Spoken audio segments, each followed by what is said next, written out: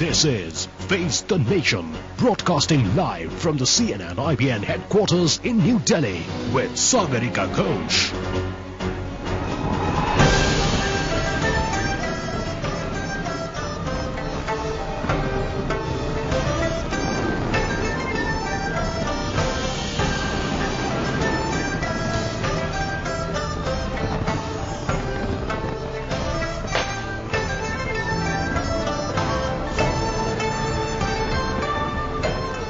Grand celebrations to mark the 60th anniversary of Communist China. Today is October the 1st, and it was on October 1st, 1949 that Mao Zedong proclaimed the People's Republic of China. 60 years ago today, Red China, or Communist China, was born. That brings us to our question of the day tonight. Is China the real global superpower of the 21st century? Type QTD space Y for yes, QTD space N for no. SMS to 51818 or vote online on IBNLive.com. Facing the nation tonight are Ramakrishnan, Executive Director of Bajaj Electricals Limited, someone who has a number of business dealings with China. Prabir Purkayastha, Vice President of the Delhi Science Forum, is joining us. We have Professor Srikanth Kondapalli, Chairman of the Center for East Asian Studies at Jawaharlal Nehru University. We're also hoping to be joined by Shekhar Gupta, Editor-in-Chief of the Indian Express. We'll hear from our guests in just a bit. First, the top story on Face the Nation. In the 60 years of its existence, the People's Republic of China has probably seen the most phenomenal changes in economy and society in the world. It's the most populous country in the world, one of the world's fastest growing economies, the largest standing army in the world, but plagued by human rights violations, poverty and environmental degradation. Yet love it or hate it, nobody can ignore China.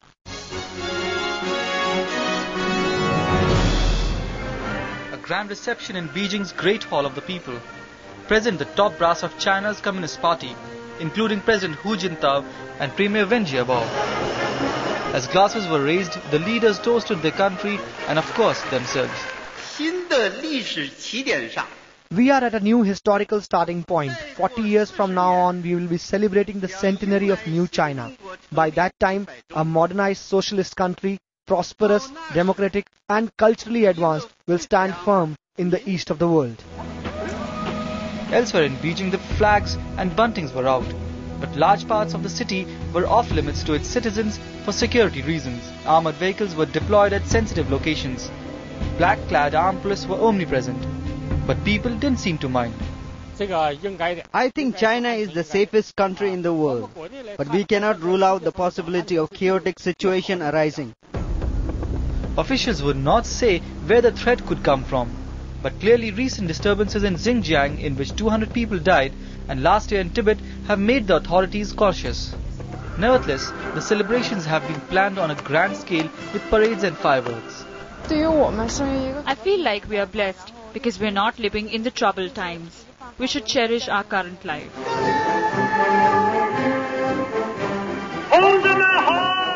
What better way of showing China's rise from civil war and wrenching social and political change to today's emerging superpower? In New Delhi, Altamash Hashmi.